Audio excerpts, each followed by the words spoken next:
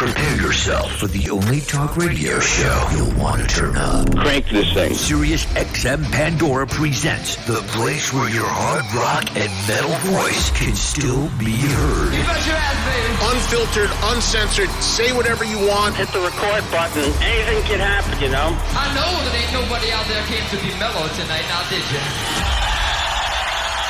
I say there ain't nobody. I say there ain't nobody not out there that even wants to be a little bit mellow, now is there? Anybody wants to get mellow, you can turn around and get the fuck out of here, alright? This is the Trunk Nation podcast with host Eddie Trunk. What's up, everybody? It's Eddie Trunk, and welcome to another episode of the Eddie Trunk Podcast, new every Thursday, wherever you get your podcast. Be sure to subscribe so you do not miss an episode, and all you got to do for more information is go to SiriusXM.com/TrunkNation. Find out how you can listen to the radio show every day, and audio, video, a whole lot more. It's all there for you. Again, SiriusXM.com/TrunkNation. This week, I'm going to bring you an interview that I did with the members of Scorpions, well, two of them at least, the two guitar players from the band, Matthias and Rudolf Schenker. Both joined me in the brand new Sirius XM studios in Las Vegas just after the first show of their residency, which is happening right now at the Backed Theater in Vegas. So maybe you're headed out to a show. You're going to go see the guys soon. They're there through early May. I get a chance to hear a little bit about what they're doing, celebrating Love at First Sting's 40th anniversary, and a whole lot more. So it was great to have these guys drop by. Great to spend some time with them. And we will get you that interview here in a second. Before we go to the interview, though, I just want to give a big thanks to everybody that I met at the cruise that Creed put on, their reunion cruise called Summer of 99. Just came off of that. And at the time you're hearing this, I'm getting ready to also host the second one.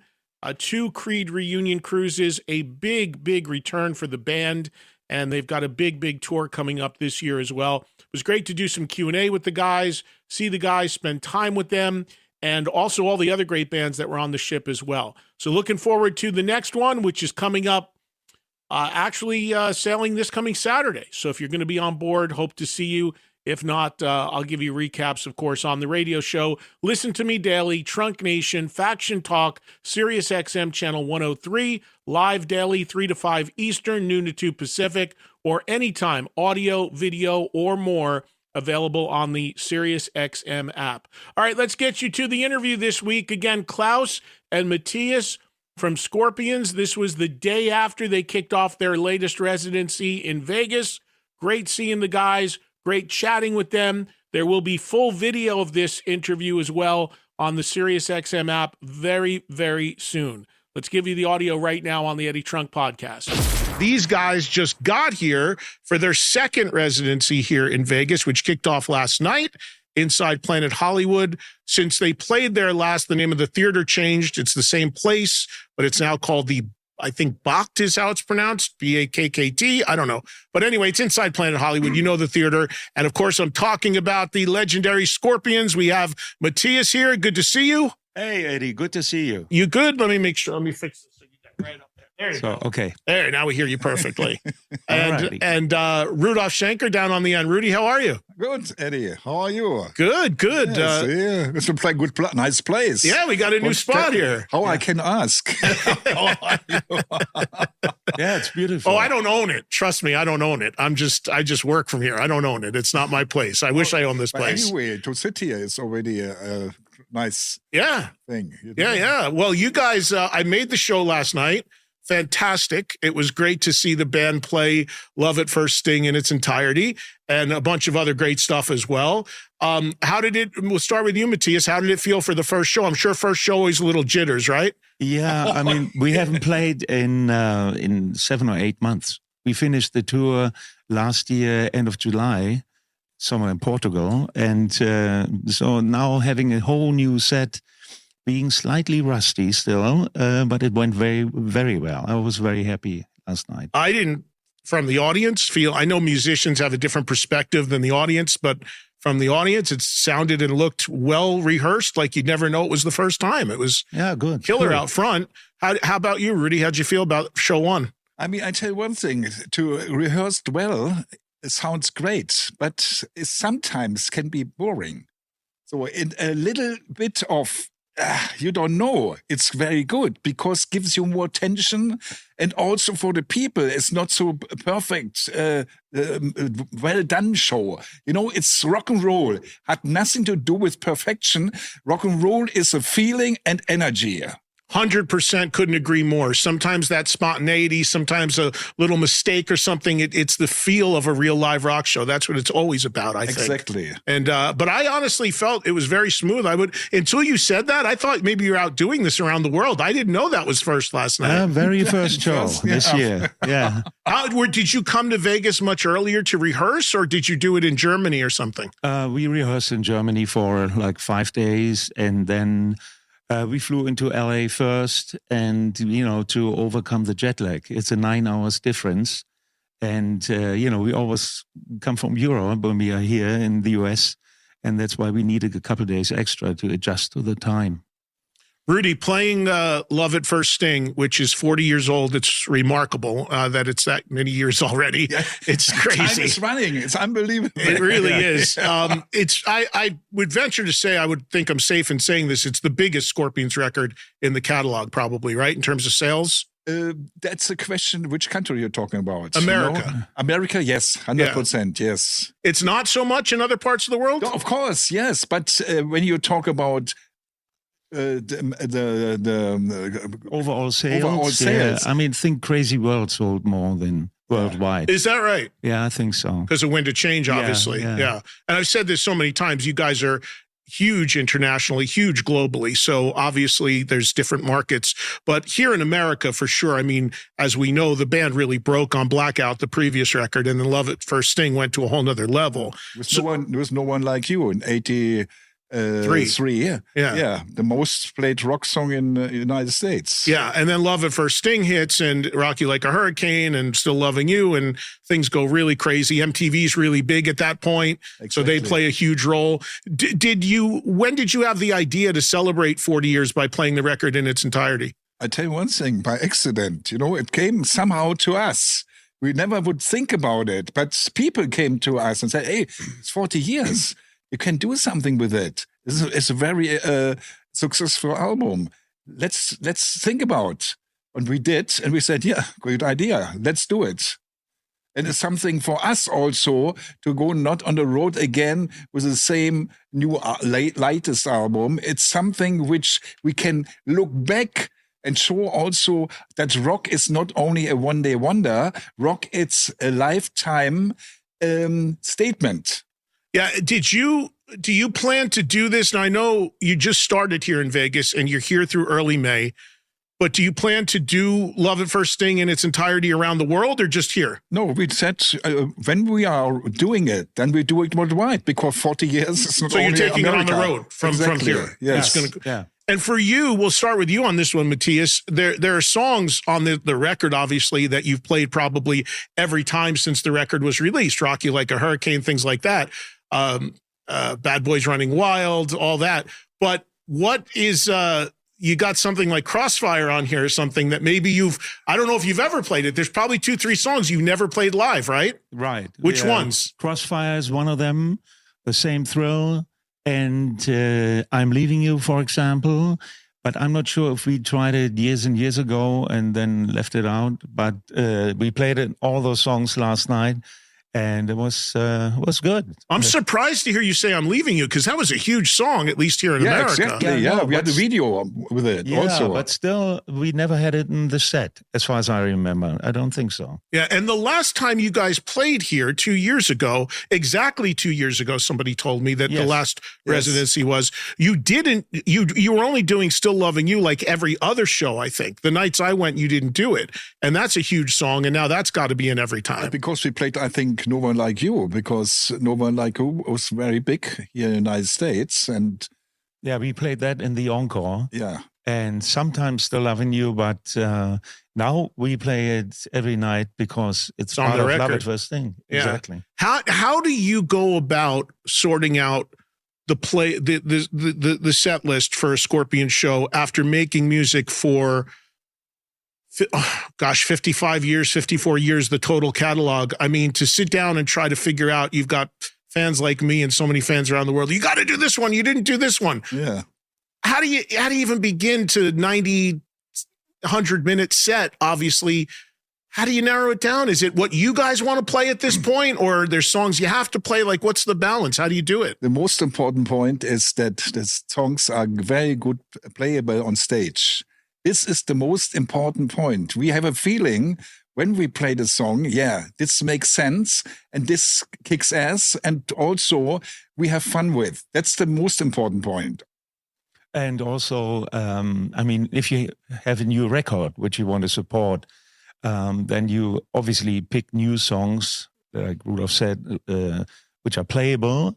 And this time, we thought we start with a song from Love at the First Thing, of course. Coming Home. Coming Home. Beautiful, Perfect. amazing Perfect. opening. Because you don't even see Klaus, you just hear the vocal, and then he walks out, and then the song kicks in. It's so great to open like that. Yeah, and then you try to find like dynamic differences between like some couple fast songs to get the show going, and then we always have a slow part with our ballads in the middle of the set, roughly.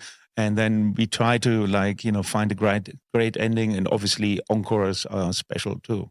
What about the guitar part that you do, Matthias, in the show? You do a song, an instrumental song, yes. and another guitar player comes out. What is his name? It's Ingo. He's my guitar tech. Okay. And that's a song I've written for the MTV Unplugged album, which we recorded in 10 years ago. And unfortunately, it was never released in the US. And it's called MTV Unplugged, and it's in Athens. And we recorded it there. And we had like a show, like 3 hours for songs. So I said, okay, I write a new instrumental to give Klaus a break, because the show was so long that it's not easy for a singer to sing for 3 hours. And then we made an electric version out of it. And we have that in the song, in the show since a couple of years, and it goes down well.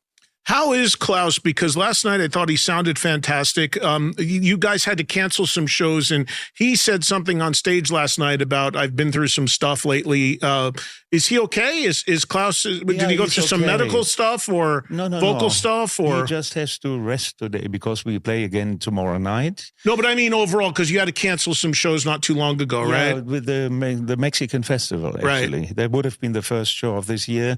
And he had a surgery on this back and a knee, but that's all good. Okay, because he looked good and sounded great. And nothing to do with the voice. It just, Okay, that's surgery. good.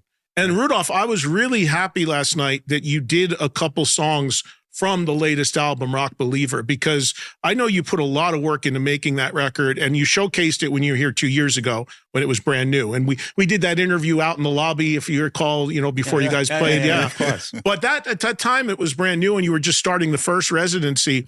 But I really feel like Rock Believer, for a band that's been making music as long as you have, to make a record that strong, and it holds up so well, I think it's important you keep promoting that record and letting people know about it. And you have 2 songs in the set now, right? Yeah, of course. And the point was with Rock Believer, and that's the reason why this album became so successful, is that this time Klaus came with lyrics to me and said, Rudolf, here, this package of lyrics, can you do something? Can you try to do something with it, And I was very surprised from the themes he was using, and inspired me very much. And I was writing actually as a soundtrack for his lyrics. And that was something different for me as a composer. Not starting from zero. No, here was already the lyric there, and then going from there and try to make the music under it. And that I did in Thailand, in Phuket. I have a studio there. And it was great. It was not work. It was more an adventure to create something in the studio. And that's the good thing about this album. That makes this album so fresh. And also, of course, that Mickey is in the band. He is a very extreme, powerful drummer. Yes. Plays, I think, for the milliseconds up front, like I always do. And that gives the feeling like live energy. And I think that's an important point of this album. And we hope have the next chance again to write another album and whatever. You never know. I was going to ask you about that. You'd like to make another record? That's where I was going, because it's funny because I just got the Tesla guys I just talked to about this. And then last week I was interviewing a bunch of artists that have been around longer than you guys actually. And we talked, and everybody has a different feeling about when you're a classic artist making new music. Some people feel like, oh, it's a waste. Nobody wants to hear it. We can't sell it. We can't get it played. And others, like I had Glenn Hughes on last week, and Glenn said to me, I don't care if nobody buys my record. I am a songwriter and a musician, and I have to make a record every year or two. So there's different thoughts about that for older artists, but it sounds like you guys are in that camp where you'd like to make a record every few years. Yeah, when we are inspired, when we played in the Olympia Stadium in Greece, it was a long time before Rock Believer. He came up. We had 63,000 people in the stadium. We was overwhelmed, and the guy from a record company and said, "Hey guys, you know what you have to do? You have to do an album with the old amplifier, with everything like you did when you did Blackout." We said, "Okay, it's a great idea." Like this goes in mind, but then Klaus came with the lyrics. And that was the great kick to start with the album. And then the pandemic. That's a different band. Came in. It's a death metal band. Came in. And we were supposed to work here in Los Angeles on the album. Greg Fiddleman. Yes, exactly. Yeah. So, and then we couldn't travel, so we stayed home. And then you tried doing it on Zoom, but the time difference was just messing everyone out, right? He was talking, and we were already eating. Right. Yeah. Once you record at 3 a.m, you're like, "Oh, I'm sleeping," you know? Yeah. I mean, we used the time during the pandemic to record this album. It took us like a year because we had the time. But to answer your question, it is every time you record an album, you have to, you spend a lot of time in the studio. And I was thinking it's always good to make new music, but maybe we don't have to do like 12 to 15 songs every single time, but just record 1 or 2 or 3. Maybe that's a way to go in the future, that you don't, take yourself off the road, spend time in the studio.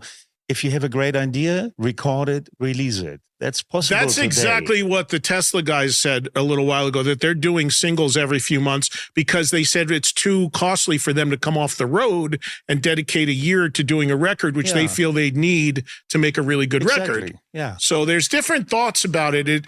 And the way the business is now, you can really do whatever you want, whenever you want, and release it however you want. Exactly. So it's a different world than, of course, when you started. I'm curious, Scorpions overall, I mean, I think it's fantastic we're talking about a new album at some point, potentially, because that tells me that this band's going to be around for a while longer. Because Rudolf, it wasn't that long ago. I don't remember. Well, it was probably 15 or so years ago. I remember you and maybe it was Matthias and Klaus. You're in my studio in New York, and it was kind of a farewell at that point. You kind of did and said it was done. Yeah, it was 2010. Yeah. We were starting the final farewell tour. Yeah. And here we are in 2024. But you have to think about that. What we didn't know when we made this farewell tour, it was exactly the time when WhatsApp came up. When all this new technology, internet came, that people watching the Scorpions on WhatsApp and seeing young kids between 16 and 24 or whatever, and that's founding the Scorpions. So, and what was happening on the final tour, the people, kids were in front of the stage. We said, what's happening here? The older ones up in the balcony or whatever. And we said, hey, it's a complete new feeling on stage. So then MTV Unplugged came, and then we said, hey, we don't want. The chemistry was right. No question about this. That's a very important point when the band has a great chemistry. And then you have fun when you go on the road. It's got to be fun. At the end of the day, after doing it all these decades, you got to have fun with it, right? Exactly. If it's not fun, you're not doing it for the money or anything anymore. You're doing it because you're having a good time. And that comes off on stage. You can see in all of you guys the smile, the fun everybody's having. By the way, I should mention Matthias once again, because so when you come to see the show here in Vegas, if you didn't see it last time or you're about to see it, and I love this town. I have a home here now, and it's one of my favorite cities. Always been my favorite city. But you guys really embrace it because Matthias, you've got some very cool Vegas-themed guitars, which one of them actually had like a slot machine in it, right? Absolutely. Yeah. Where did you get those guitars? Oh, they were specially made. It's a coordination between my guitar maker in Germany. He sent two of the guitars. We call one is the Vegas guitar, the other one is the Elvis guitar. Yeah. And the yellow one is the slot machine guitar. And they were airbrushed in LA, outside of LA. Is the famous airbrush guy for guitars, and Dan is his name. And the other one was made in England. Fantastic. And I have another one which I didn't bring this time because it doesn't have a Vegas motive. It's the flags of all the countries we played in. Oh, okay. And that's 82. All right. And this has a compass. My friend who lives here in Vegas bought this compass it's a silver compass from 1516. Wow. From a very old, probably from Columbus when he was And it's in the guitar? Here. It's built into the guitar because you need a compass to find out in which country you want to go. So, it all makes sense. It's fantastic. That is amazing. And I thought it was, so Mickey's drum solo, by the way, speaking of Vegas, if they haven't seen it, there's a slot machine game that plays during his solo. It's fantastic. But I also wanted to mention something because I thought it was wonderful last night, Rudy, that you paid tribute to your past drummer, James Kotak, who passed away. And we haven't had a chance to speak since we lost James. And we know that I knew James very well, and it was a struggle, and he had his battles. But very tragic that we lost him. And I think it was great that you guys so you dedicated "Send Me an Angel" to him. Exactly, yes. Put his photo up of him. Yeah. Klaus even had the vest, which was James' back tattoo, Rock and Roll Forever. Anything you'd like to say, either of you, about James? I mean, James is a fantastic person. We called him the brother from another mother. And it was great to play with him, and it was fantastic in the times. But when he was starting to struggle, it was hard. We had to send him to the Eric Clapton in Antigua. Yeah. So, and we tried everything we could, but at the moment you could turn in your back around, he was already gone.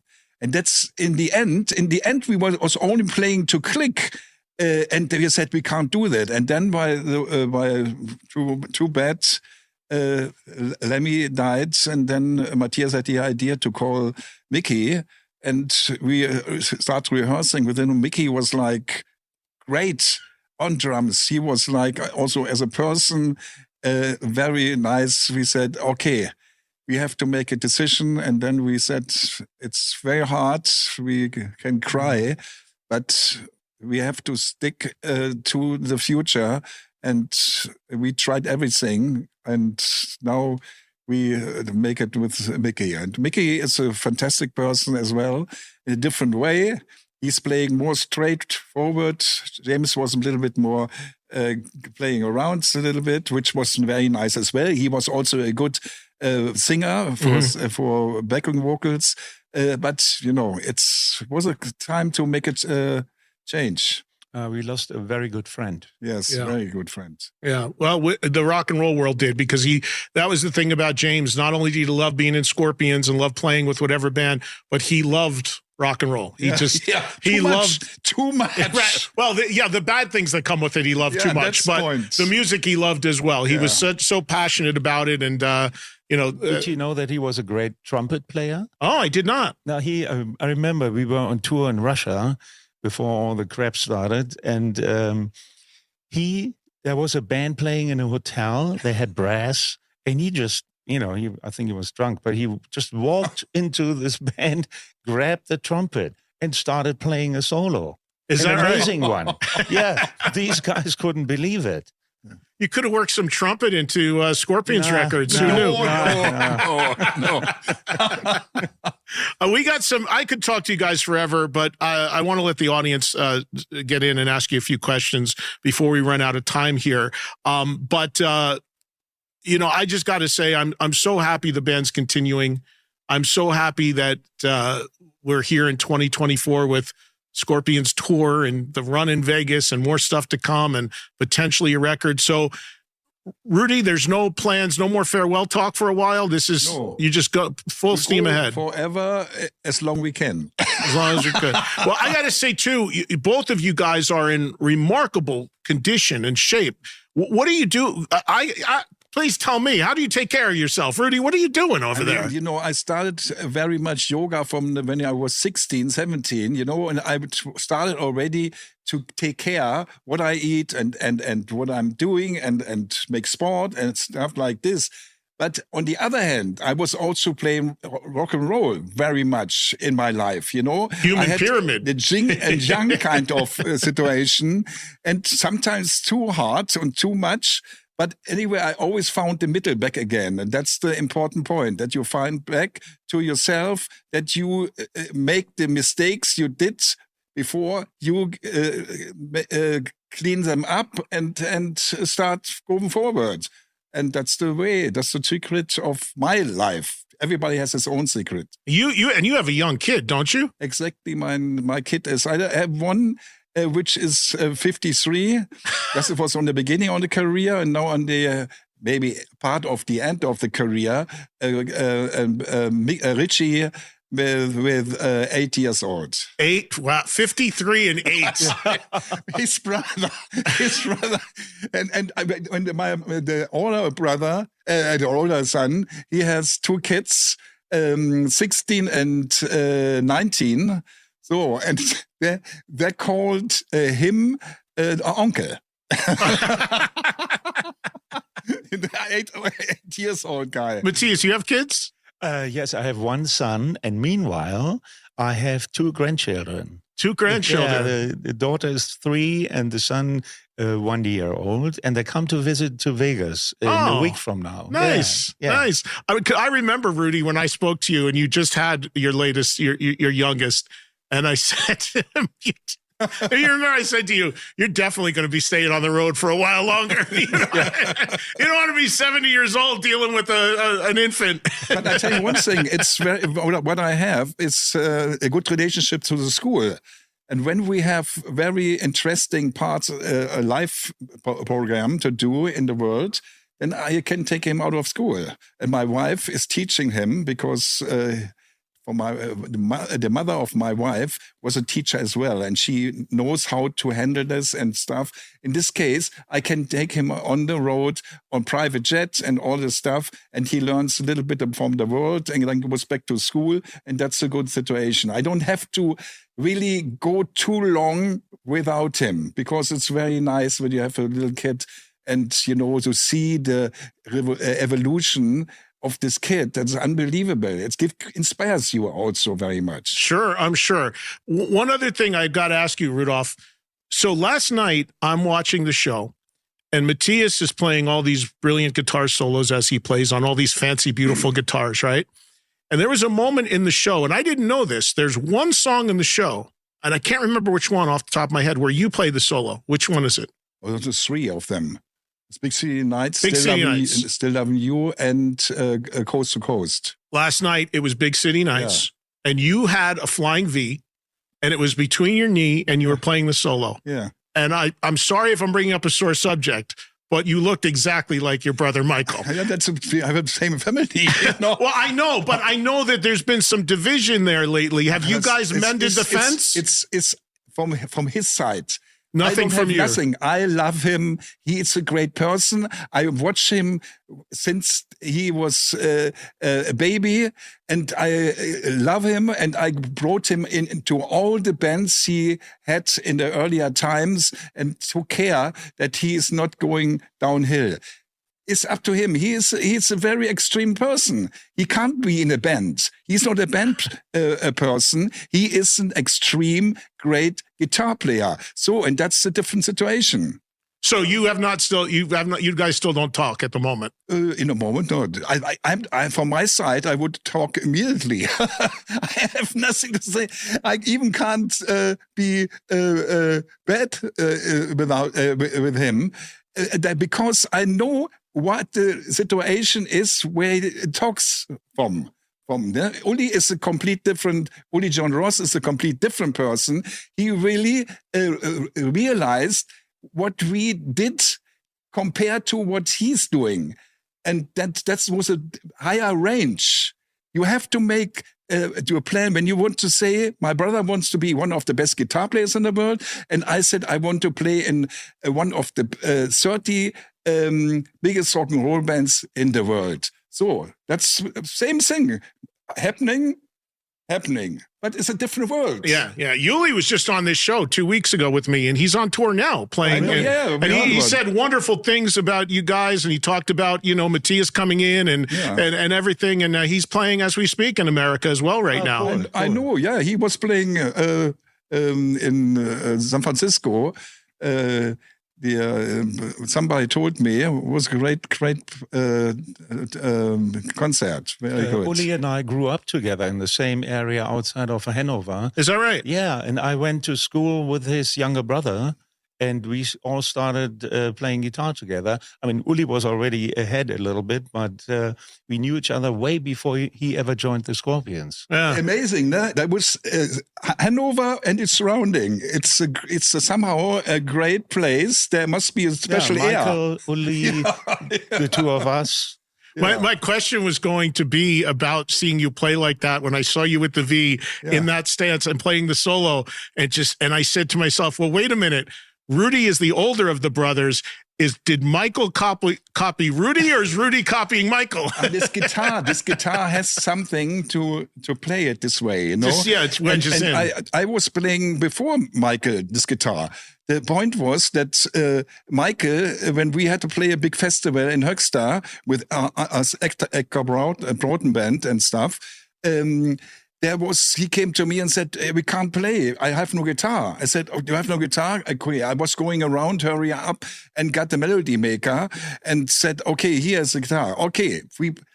Then he said, I can't play with this guitar. No? I said, give me the guitar. You take the flying V that we can do the concert. And then he came back from the concert in this festival and said, Rudolf, I can't give you back the guitar because it's too good. Sound is so good. I said, all right, you're looking much better with the guitar as a lead guitar player than me playing rhythm and play this guitar. So in this case, he was then playing this Flying V. The first Lonesome Crow, I think, was made with a Les Paul. It's amazing. The history is amazing. Let's let before we have about 15 minutes or so left before we have to end the show. So let's let some of your audience talk to you, because I'm sure there's a bunch of people that would love to say hi to you guys. We'll get it started with Ray in Maryland. Ray, go ahead. You're on with Matthias and Rudy from Scorpions. Oh, thanks, Eddie, for this. Rudy, Rudolf, Matthias, love you guys. This is an honor for me. You're two of my guitar heroes, brothers. Thank you. All righty. Thanks. And the first time I got to see you guys was in the summer of 1988 on the Monsters of Rock tour. And you guys, I thought, stole the show. I thought you were fantastic. And this crazy thing happened near the end of when you guys played, where everybody in the stadium started throwing food. My friend that I was with got pelted in the face with a mustard-loaded hot dog, and it got crazy. We ended up... Yeah. Food's expensive at shows. I don't know why people would throw food or beer. It's a lot of money at a concert. You're wasting money, but go ahead, Ray. back then it wasn't so bad, and the ticket was $25, and of course that was Kingdom Come, Metallica, Dokken, Scorps, Van Halen, so it was a pretty good deal. But it got so crazy during Van Halen, we left about 2/3 through during their set because people started fires. It was at RFK Stadium in Washington, D.C., and it was just crazy. I figured, I don't know how much of that you saw because it started toward the end of your set, but it happened before Van Halen came on, and it got really crazy. And it's just a fond memory for me. And I just wanted to thank both of you for the great music that you've given us over the years, guys. And I'm glad you're still making music, which is really cool. So just thanks for everything, guys. Thank you, Ray. Appreciate that. Yes, you guys, you. that tour in '88, the Monsters of Rock tour, Exactly. was legendary, and people still talk about it, as you can see with Ray. What are your memories of it? And did you have much interaction with Eddie Van Halen at that time? I mean, we were. By the way, in 1996, my brother called me. 76, yeah, 76. Called me and said, "Rudolf, why are you guys not playing in America?" And well, yeah, we want, but we can't. Yeah, but here it's a band playing around called Van Halen. They're playing your stuff. Speed is coming and Catch Your Train. And then. Oh, they were playing early Scorpions Van Halen early on, yeah. So, and then when we met, when we was running each other, this was already before in Hamburg at CCH when they opened up for Black Sabbath. And we went backstage and we had then a party for David Lee Roth's birthday. David came and, "Hey, catch your train!" and stuff. I mean, we somehow became friends because they're coming from Los Angeles and we are from Germany. That was a completely crazy mixture, and we are still good friends. We spent a lot of time in Eddie's studio. He played us the new stuff. Back in 1988, we had Savage Amusement just released, so we played it to them in their studio also. And during the tour, I spent a lot of time with Eddie because we happened to have the hotel rooms always on the same floor, almost always on the same floor. And we're sitting together. He showed me how to empty the see-through liquor in the mini bars, like vodka, like refill it so you don't get billed for it, and how gin. how to just empty it, drink it all? Yeah, no, drink it and refill it with tap water and close the. So you didn't get billed. Yeah. So then whoever took the room next poured tap water out of a gin bottle. Yeah, had a break from gin. So Eddie Van Halen had a way to reseal the bottle to make it look like it hadn't been tampered with. What he showed me. And also, I mean, he showed me also like the drop D tuning and how he created his riffs. And we are sitting together with guitars.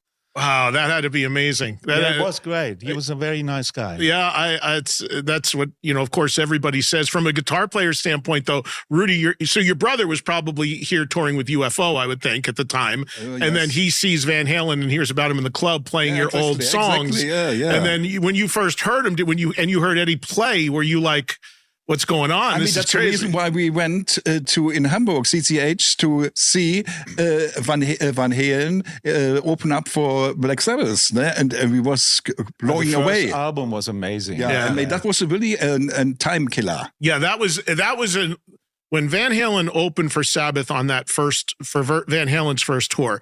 That's legendary because Sabbath was falling apart at the time.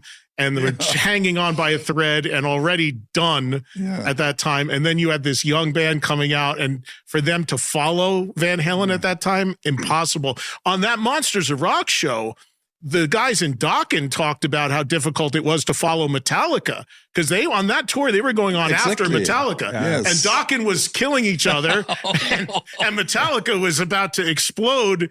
And there's a story that Don or George even went to the promoter and said, maybe we should flip-flop because we don't want to go on after that. Yeah. Did you guys have any idea on that tour that Metallica would go on to be what they are? No, we never heard about that, but we had a great spot on the Monsters of Rock. It's tough it was tough for Van Halen or for anybody at like a festival situation like this to be the last. Because people are tired. Yes. And they heard like 4, 5, 6 bands already. Yes. So, but we were always, it was always outdoor stadiums.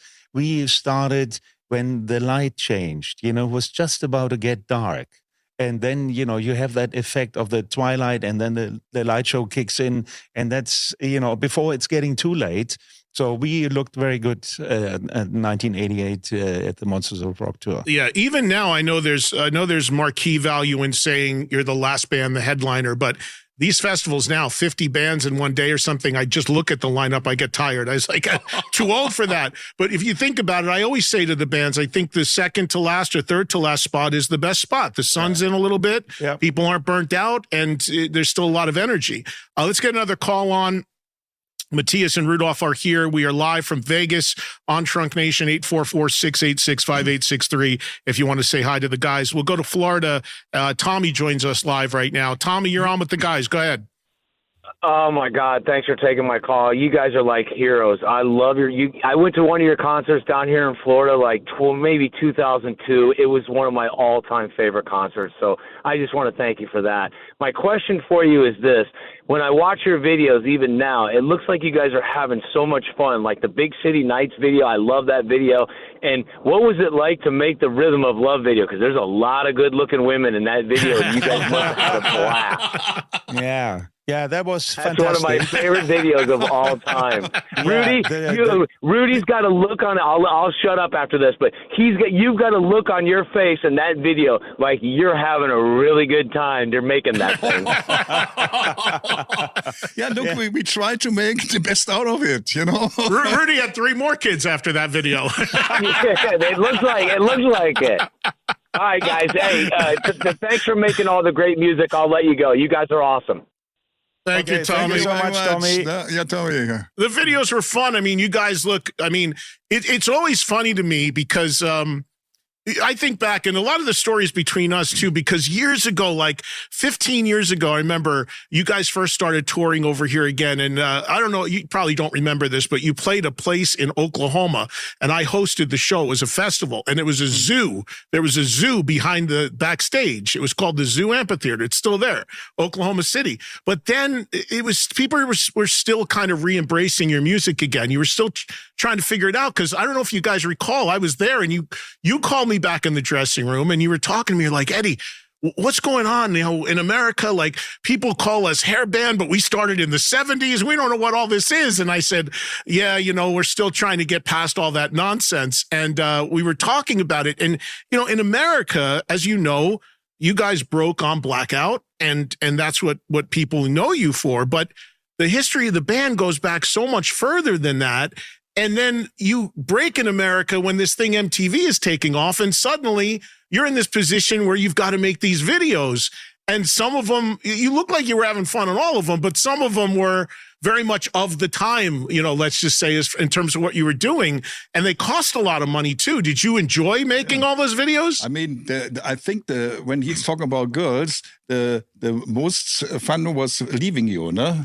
Oh, yeah, we always had girls. That was like an 80s thing, you had to have girls. And the director, Marty Corner, he was the specialist, Yeah. But the Rhythm of Love video, we have that great actress, Joan Severance, in there. The one that is in that movie, See No Evil, Hear No Evil, a very funny movie from the 80s, I think, with Richard Pryor. And one guy's blind, the other guy's deaf, and those two together drive a car around, the blind guy drives. It's a funny movie, and she looks stunning. Yeah. It's even if you go see the show here in Vegas, which I suggest you doing. And again, Scorpions are here through the early May, so you have plenty of time to get here and see a show. Check the schedule because they don't play every night. There's like 2 or 3 shows a week. But make sure you come out and inside Planet Hollywood in the theater, you can see the guys. But when I was watching Still Loving You when you played it, you had a beautiful image of a woman like a silhouette up there behind the screen. Yes, of course. Let me ask you, speaking of images, Scorpions album covers are legendary. We're celebrating 40 years of Love at First Sting. What's the story of that album cover? Who are those people? Are they just models or are they somebody famous or who came up with that concept? They are models, and the photographer is the star, Helmut Newton. Unfortunately, he passed away a couple of years ago, but he's one of the greatest photographers of all time. And he had the idea. I mean, Klaus is a little bit our cover person. He was in personal contact with Helmut Newton all the time, and they worked that out. Because over the course of the band's history, whether it was Love Drive, which in America had an alternate cover, Virgin Killer earlier. Was very, very, very famous designers. Hypnosis. Yes. Yeah, right. there's a documentary on Hypnosis that I just watched, actually, of making those covers. But was Love at First Sting's cover ever censored? Was it altered? Because I know some of the others were, but did they ever do an alternate on that? I mean, in some countries, we have so many countries. Yes, yeah. We played live concerts in around 80 countries around the world, you know, and it could be possible in one of the countries that they are like in the Emirates, for example. Yeah. You know, they are very sensitive about that. You've played all over the world for over 50 years, and again, Scorpions internationally, one of the biggest bands. Is there any part of this world that you have yet to play that you'd like to? Rudy, start with you. I think one country which we didn't play and which we always liked to play was South Africa. But this was time when we had a chance to play there, that there was the apartheid. Yeah. And we didn't want to interfere in this situation. But South Africa would be a great place which we haven't played so far. Anything for you, Matthias? Oh, yeah, it's South Africa. But meanwhile, we played, obviously, all 5 continents. We played almost everywhere. And, I mean, there was talk last time we were in New Caledonia. Everybody knows where that is. I have no clue. Exactly. That is like even further away than New Zealand. It's about like 12 hours south of Tokyo. And we played there a few times. Great place. And it's a French territory, by the way. And, wow. And so this promoter, he suggested we do like a tour on all those Fiji Islands and, you know, Tahiti's and whatever is in the area to make a nice combination of vacation and play music to those people. And in Fiji, he said, we could get 10,000 people easily. Wow. I didn't expect that. But that is something... Since we heard about it, we thought about it, and let's see when this could be possible. We're using the music as a bridge between different cultures, different continents, and then at end. And our theme is love, peace, and rock and roll. Yeah. Love stands for Still Loving You, peace for Wind of Change, and rock and roll for Rocking Like a Hurricane. Yeah. Before I run out of time, you're going to be here in Vegas for about a month. Your second time here in a couple of years doing this residency. What do you have a good amount of nights off every week. You take a good rest, which is understandable. What do you like to do here in town, in this city when you have a night off? Restaurants, gamble? What do you do? Shows? What do you do? The shows would be good. I would like to see the Sphere from the inside. It's amazing. Yes. Yeah. And I think tomorrow I'm going to a dragster race. And there's always something to do in Vegas. That's the great thing. Too much. Never get in a lot of trouble. Yeah. You got to pace yourself. Better than get bored, you know. That's the point. If you have something to do, it's always good to be inspired with new things. And I think that's better than hanging somewhere and don't know what to do. Yeah. Do either of you gamble? No, we don't. No. So I did only once in India, in Sikkim, up in on the mountains. And I made money, but because I got this billiards, and I didn't know what to do, because next time was Christian Carambeu, a soccer player from France, and some other, because I had a charity thing to do. And I didn't know what to do with it. And I saw one guy, he came, a local guy, and said, come on, I don't know how to do it. No? And he said, oh, we can play together. Okay, let's do it. And what was happening, when we finished, we had this many billions. What to do with it? You made a lot of money. Yes, but we gave it to the hospital for kids. Oh, that's very nice. Because I don't want to be connected with gambling, because it's it's not easy to just keep the money. Well, you see how beautiful this casino we're in right now. The win is, right? You know how that was built from all the people that didn't know to stop. You know, the people that are still doing it. They're the ones that built these places. I play enough guitar. I don't need to play with the money. Guys, I can't thank you enough for coming by. It's always fantastic to see you. And the show is great. Congratulations. I'm glad Scorpions are going to keep going.